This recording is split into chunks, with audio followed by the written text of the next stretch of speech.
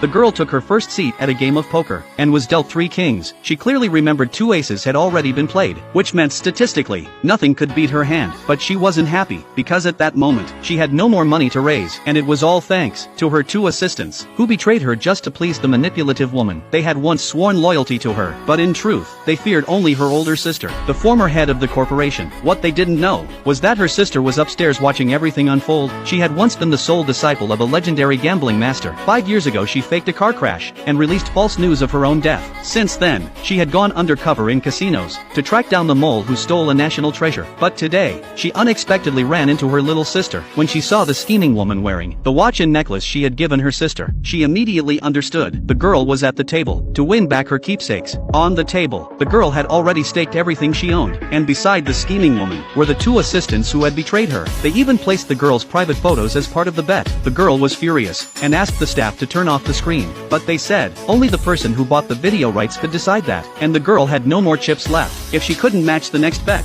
not only would she lose all her assets, she would also owe massive debts. At that moment, the assistants urged her to admit defeat and give her remaining chips to the scheming woman as an apology. Upstairs, her sister could barely hold back her rage, but was reminded that the mole had not yet appeared. She couldn't blow her cover, so she held back and waited. Meanwhile, the girl made a bold decision. She pulled out the corporate seal of authority and asked the staff to exchange it for chips. The scheming woman laughed, mocking her for betting a worthless stone, but when the chips were counted, it totaled 50 million. Shocking everyone. Upstairs, her sister immediately recognized the seal as the highest symbol of power in the corporation, conservatively worth over 100 million. The scheming woman then played the pity card, claiming the girl's father had already transferred all the family assets to her, implying the girl stood no chance. This statement puzzled the sister, and her subordinate explained that after the sister's fake death, the father had officially recognized his illegitimate daughter. Back at the table, the girl pushed all her chips forward. Then the 2 assistants took out a contract worth 150 million in company shares. The scheming woman stared confidently at the girl, knowing she had nothing left. To stay in the game, she would have to double her bet. As the crowd waited to see her fall, the girl showed a determined look and declared she would sign a donation agreement and bet her life. The scheming woman sneered, saying even if they sold the girl piece by piece, she wouldn't be worth 200 million.